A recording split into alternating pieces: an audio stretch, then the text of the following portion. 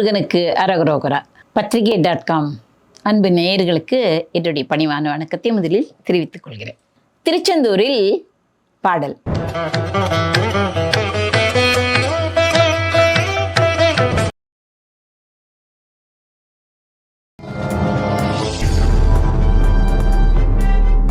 இது யாவருக்கும் வரும். இந்த மூப்பு என்பது நாம் இளமையாகவே இருக்கப் போகிறோம் என்று சிலர் வீராப்பாக பேசுகிறார்களே, அவர்களுக்கு இந்த அகங்காரம் அதெல்லாம் இருக்கிறது, அதெல்லாம் விடுக்க வேண்டும்.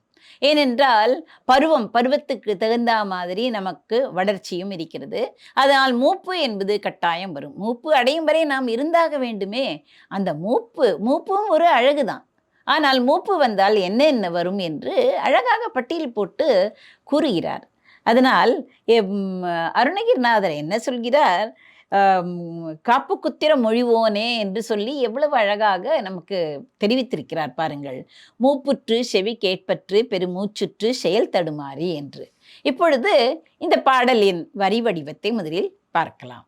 மூப்புற்று செவி கேட்புற்று பெருமூச்சுற்று செயல் தடுமாறி. அதாவது மூப்புற்று செவி கேட்பற்று பெருமூச்சுற்று செயல் தடுமாறி மூர்க சொற்குரல் காட்டி கக்கிட மூக்குக்குட் சளி இளையோடும் கோப்பு கட்டி இனாப்பி செத்திடு கூட்டிற்புக்கு உயிர் அலையாமுன் கூற்றத்தத்துவ நீக்கி பொற்கள் குட்டி சற்றருள் புரிவாயே காப்பு பொற்கிரி கோட்டி பற்றலர் காப்பை கட்டவர் குருநாதா காட்டுக்குள் குறவாட்டிக்கு பல காப்பு குத்திர மொழிவோனே வாய்ப்புற்ற தமிழ் மார்க்கத்தின் பொருள் வாய்க்கு சித்திர முருகோனே வார்த்தை சிற்பர தீர்த்த அலைவாய்க்குள் பொற்பமர் பெருமாளே என்று எவ்வளவு அழகாக அவர் கூறியிருக்கிறார் பாருங்கள்.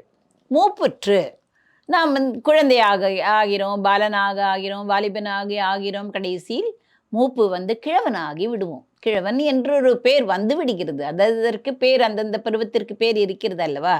அப்படி மூப்பு கிழப்பருவத்தை அடைந்து அப்பொழுது சில அறிகுறிகள் நமக்கு தெரியும். காது கேட்காது, கண் சரியாக பார்வையிடாது, இந்த புலன்கள் இருக்கிறதே நம்மை வாட்டி விடும். அந்த செவி கேட்பற்று பெருமூச்சு வரும். மூச்சு விடுவதற்கே சிரமமாக இருக்கும், அதாவது கடினமாக இருக்கும். பெருமூச்சு விட்டு அதாவது நாம் என்னென்ன சொல்ல விரும்புகிறோமோ அதை சொல்ல முடியாதபடி அந்த பெருமூச்சு தடுத்து விடும். அப்படி செயல் தடுமாறி, அதனால் பெருமூச்சுற்றதுனால என்ன ஆகும்? செயல் தடுமாறும், நடையே தடுமாறும்.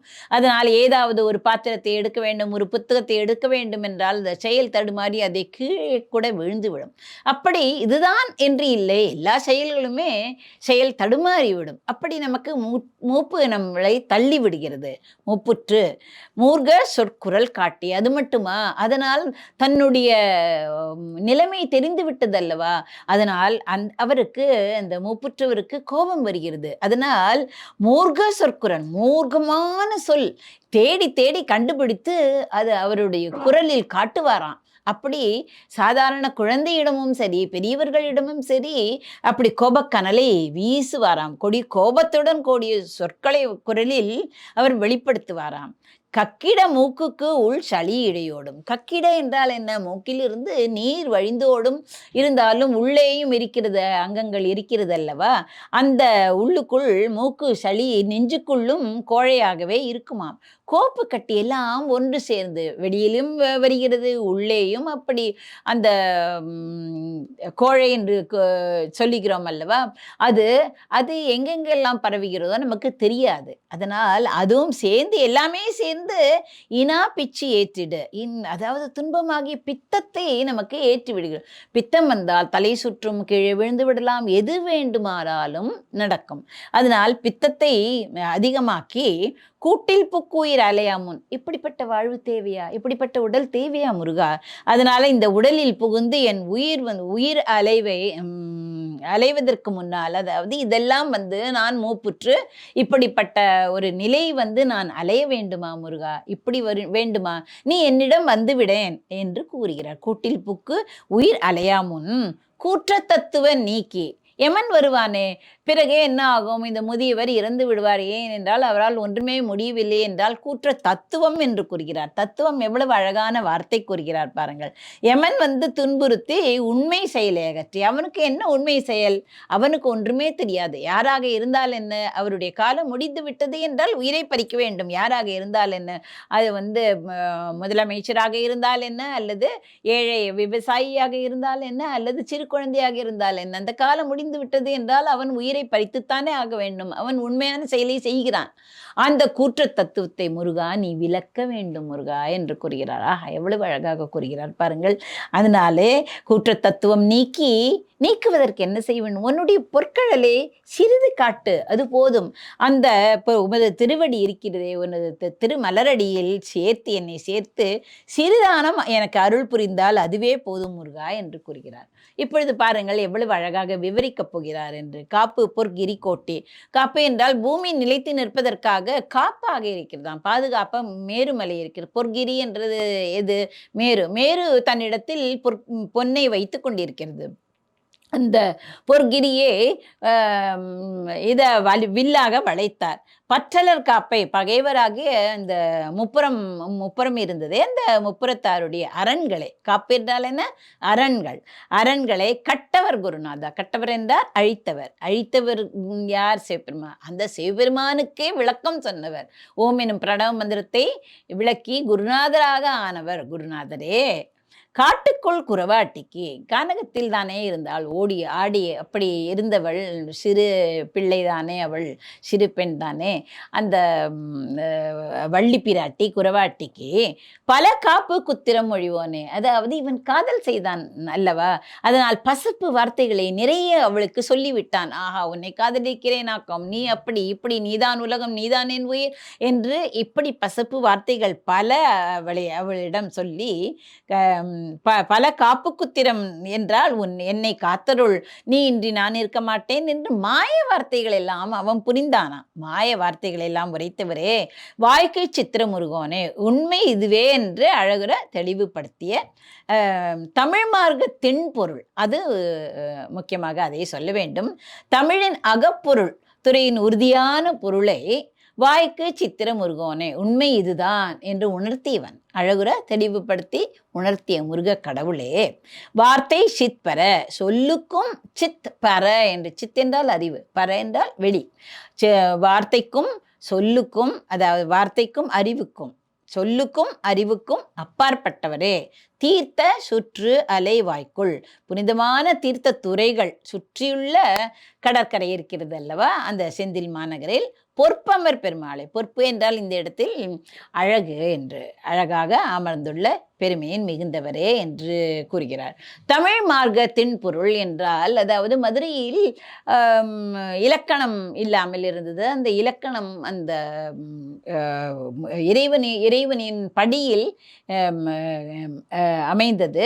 அதாவது இறைவனார் என்பவர் எழுதி அங்கு வைத்தாரா அல்லது இறைவனே அங்கு வைத்தாரா அது தெரியாமல் போய்விட்டது. அதற்கு உரை எழுத வேண்டும் என்று, அதாவது இறையனார் அகப்பொருள், அந்த அகப்பொருளை எழுதி வைத்திருக்கிறார் இறையனார் என்பவர். இறையனார் இறைவனும் இருக்கலாம் அல்லது இறையனார் என்றவரும் இருக்கலாம். அந்த அகப்பொருளுக்கு இலக்கணம், அதுக்கு உரை வேண்டும் என்று பல புலவர்களை நாடி எழுதச் சொன்னார்கள். அப்படி பல புலவர்கள் எழுதினாலும் அது எது நல்லது, எது சிறந்தது என்று அதை ஊகிக்க வேண்டும் அல்லவா. அதற்காக அந்த உப்ரி என்ற அந்த ஊரில் பிறந்த ருத்ரஜன்மன் என்பவர் வாய் பேசாதவர், ஊமை. அவர் முருகனுடைய அம்சமாக பிறந்தவர். அதனால் அந்த ஊமையை அழைத்து அவருக்கு எல்லா விதமான வரவேற்பும் அளித்து அவரை நல்ல இருக்கையில் அமர்த்தி அவர் சொல்வதை எல்லாம் கேட்க வேண்டும் என்று கூறினார். ஒவ்வொருவரும் தாங்கள் எழுதியவைகளை படிப்பார்களாம். அந்த படித்தவுடன் தன்னுடைய உணர்ச்சி பூர்வமான அந்த உணர்ச்சி இருக்கிறதே, அதை காட்டி சில சமயம் சிரிப்பது, சில சமயம் புல்லரிப்பது போல் செய்வாராம், சில சமயம் அழுவாராம். அதிலிருந்து அவருடைய உணர்ச்சி பூர்வமான அந்த பாவம் இருக்கிறதே, அதிலிருந்து நக்கீரருடைய உரைதான் சிறந்தது என்று உப்புரிக்கிழவன் என்று இருக்கிறது, உப்புரிக்குடின்னு அந்த ஊரில் பிறந்த அந்த ருத்ரஜன்மனை அழைத்து வந்து, அவன் ஏழையாக இருந்தாலும் அவரை அழைத்து வந்து அவருடைய உணர்ச்சிகளின் மூலமாக எந்த உரை சிறந்தது என்பதை தெரிந்து கொண்டார்கள். அதற்கு தெரிந்து கொள்வதற்கும் அறிவு வேண்டும். அப்படி தெரிந்து கொண்டதன் மூலம் என்ன தெரிந்தது என்றால், நக்கீரர் உரை தான் சிறந்தது என்று அறியப்பட்டது. எப்படி இறையனார் அகப்பொருளுக்கு உரை செய்த நக்கீரர் சிறந்தவர் என்று ருத்ரஜன்மன் யார்? முருகனுடைய அம்சம். முருகன் அந்த அம்சமாக பிறந்த ருத்ரஜன்மனார் தான் அதை கூறினார் என்று கூறுவார்கள். அதைத்தான் இங்கு விளக்கிறது. தீர்த்த சுற்று அலைவாய்க்குள் பொற்பமர் பெருமாள் என்று அந்த திருச்செந்தூரில் விளங்கும் அந்த முருகப்பெருமானை வேண்டி நாமும் என்ன செய்ய வேண்டும்? வாய்ப்புற்ற தமிழ் மார்க்கத்தின் பொருள் என்று இந்த திருப்புகழே தமிழுக்கு உகந்தது. அந்த தமிழை நாம் நன்றாக படிக்க வேண்டும். பிறகு இந்த மூப்புற்று நாம் பல சங்கடங்களை அனுபவிக்கிறோம் அல்லவா? இதெல்லாம் கூடாது முருகா, உன் பொற்கழல் என்னிடம் அமைய வேண்டும் என்று வேண்டுகிறார். அப்படியே முருகனை தினமும் நாம் தியானித்தால் அவர் நம்முடனே இருப்பார், எங்குமே போக மாட்டார். அதனால் தியானம் செய்ய வேண்டும் என்ற அந்த இது கூட கிடையாது. தினந்தோறும் நம்மிடமே இருக்கும்போது யாரை தியானம் செய்வது? அவரே நமக்கு சொல்வார், நான் உன்னுடன் தான் இருக்கிறேன், உன்னுடன் தான் இருக்கிறேன் என்று. அதனால் திருப்புகழை பாடுங்கள், வகுப்புகள் செல்லுங்கள். அந்த தொலைபேசி எண் மூலமாக நீங்கள் தொடர்பு கொண்டு நன்மையை அடையுங்கள். முருகன் அருளுவான். நன்றி, வணக்கம்.